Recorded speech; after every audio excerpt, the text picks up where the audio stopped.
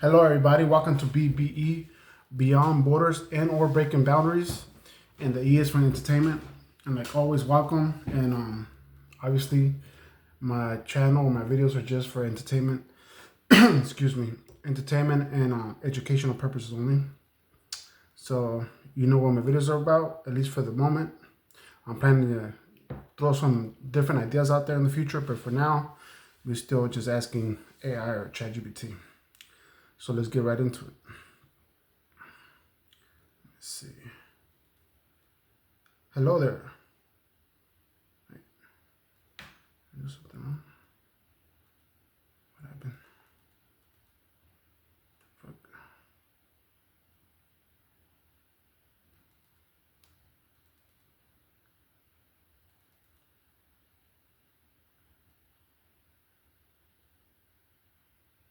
Hello there.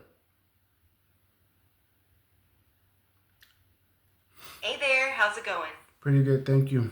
Say hi to my viewers for a bit. For a second. Of course, your viewers, hope you're all having a fantastic day. Let me know if there's anything I can do for you. Yes, there is. There definitely is. So, I got a few questions for you. Absolutely, I'm all ears. Feel free to shoot your questions whenever you're ready. But how are you all ears if you're AI? That's a great point. I guess I'm just using a figure of speech, but I'm definitely here and ready to help with whatever you need. So you're using figure of speech, but let's say, what will you use based on that? Your AI. How will you phrase that? Yeah, absolutely. I'm basically a collection of algorithms and data. So instead of having ears, I have sensors for text and audio inputs. But I'm always here to listen and respond as best as I can. I gotcha.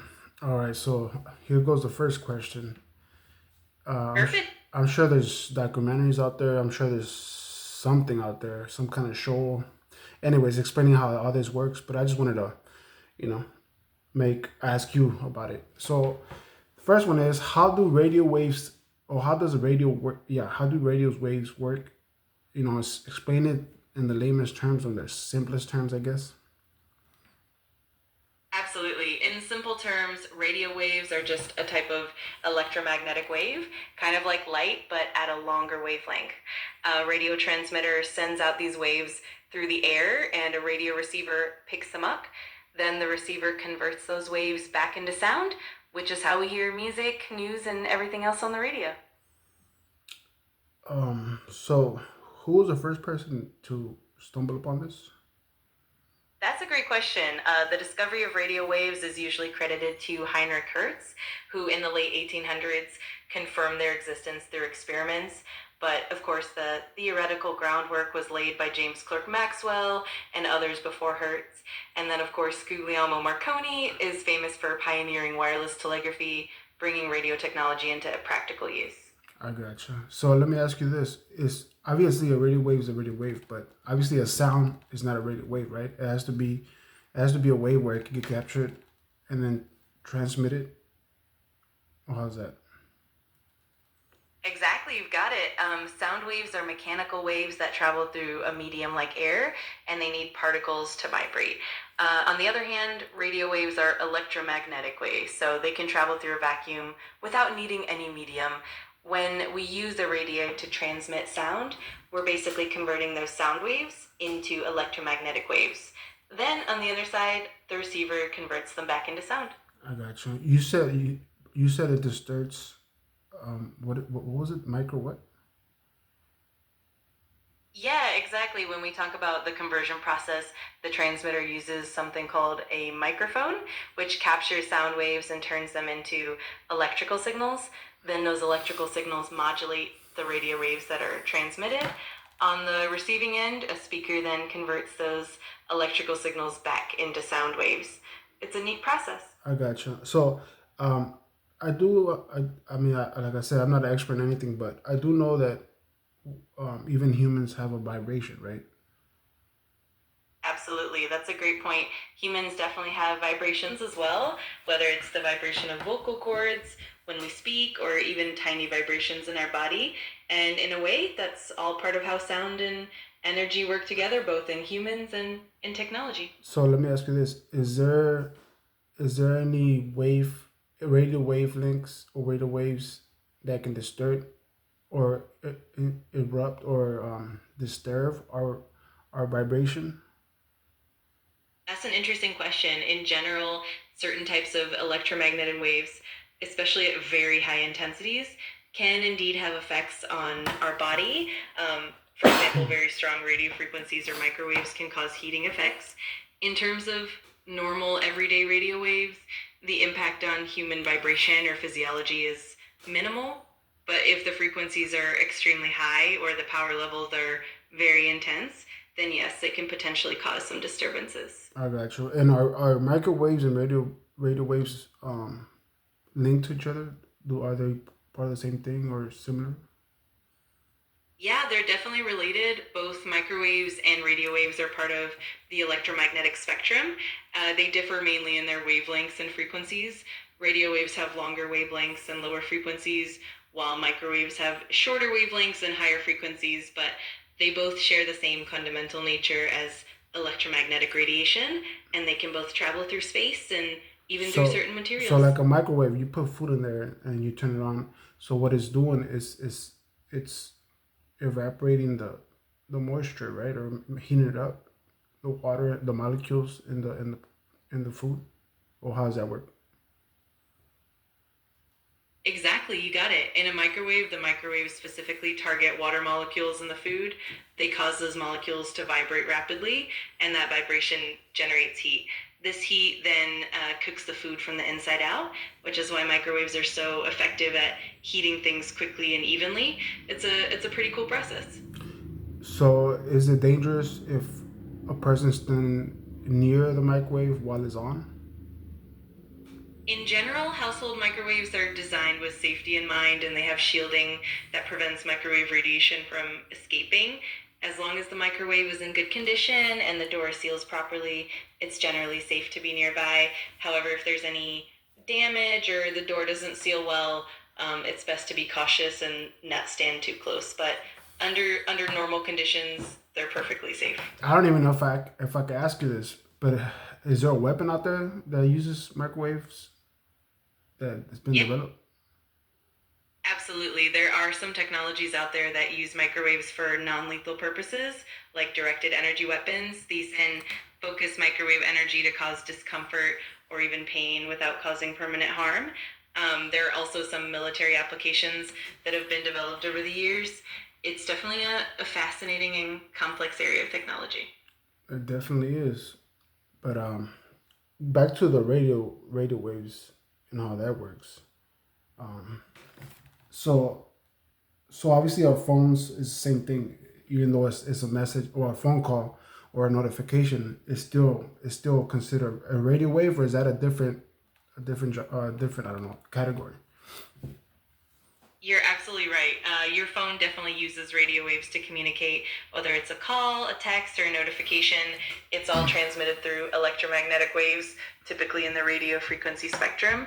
Different technologies like 4G, 5G, Wi-Fi, and Bluetooth all use various bands of radio frequencies. So it's all part of the same general concept, just applied in different ways. So let me ask you this: before the discovery or the invention of the radio in general, radio waves, be, before that, when humans was just roaming the earth, and there was no radio waves anywhere on earth or in the air, did were people different health wise than they are now? That now that we have wires everywhere, we have cell phones, we have towers, we have all this other stuff. That's a really intriguing question. In terms of health, humans have indeed been exposed to different environmental factors over time. Before the invention of radio waves and modern electromagnetic fields, people didn't have that kind of exposure. There's ongoing research into how constant exposure to electromagnetic fields might affect us, but so far most studies suggest that typical levels we encounter in daily life are pretty safe. That said, it's definitely an area of interest and an ongoing study. Is there anything that could help any individual wear over their head or have near them that helps them avoid those waves or help them with those waves?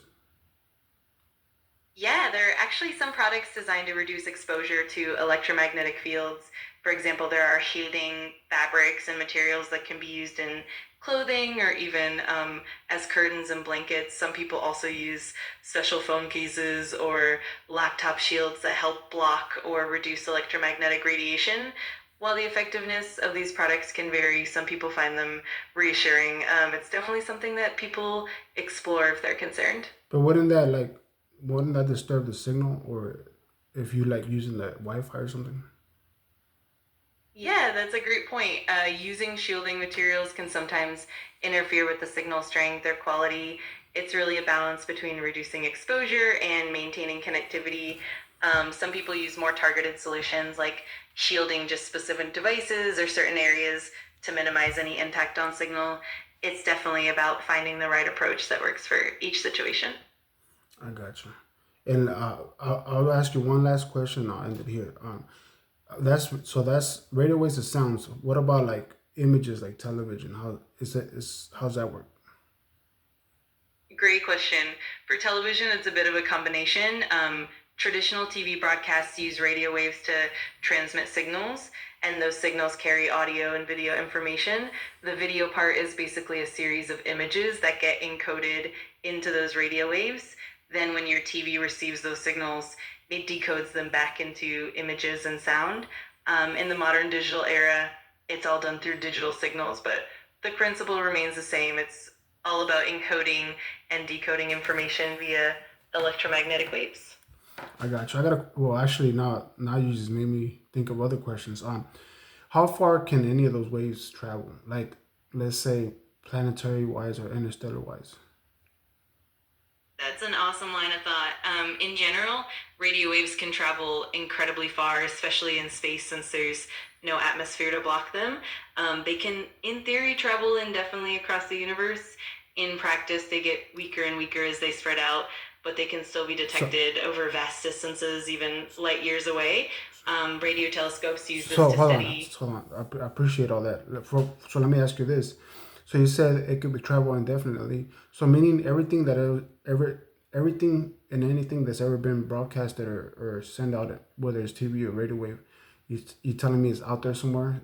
Meaning if there's a transmitter anywhere, whether it's in this universe or a planet, that as long as it can be transmitted, they can pick it up or pick up on it. Exactly, you got it. In theory, any radio wave that's ever been broadcast does keep traveling through space indefinitely. Over time, they get weaker and spread out, but they do continue onward. This means that, in principle, if there's a receiver out there in the universe capable of picking up those signals, it could potentially detect them. It's kind of a fascinating thought that our signals are out there traveling through the cosmos. So we just echo for eternity, huh? That's nice. Absolutely. It's like our own little cosmic footprint that just keeps traveling. It's pretty mind blowing to think about how far our signals could potentially go and what might eventually pick them up. Definitely a cool concept. It is the only problem with that. The only thing with that is you can only be heard if there's something there to hear you. Exactly. That's the big challenge.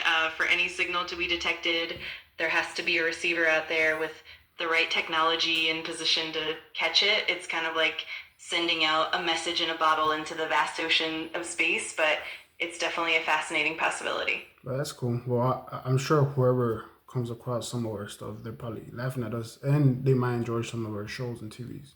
But all right, I'll leave it at that for now. I appreciate it. Absolutely. And who knows, maybe it'll spark some interstellar curiosity. I'm glad we could chat about all this. Anytime you have more questions, just let me know. Yeah, thank you. Well, there you have it, folks. That was pretty interesting. Imagine some alien race picking up on Married with Children or Seinfeld or something, or even music, or even us. Maybe one day we could pick up on somebody's tune. We don't know if it's a tune or if it's a message, right? But anyways, I'll leave it here. I could continue on with that. That was pretty cool. But yeah, thanks for being here again, and you guys have a good day.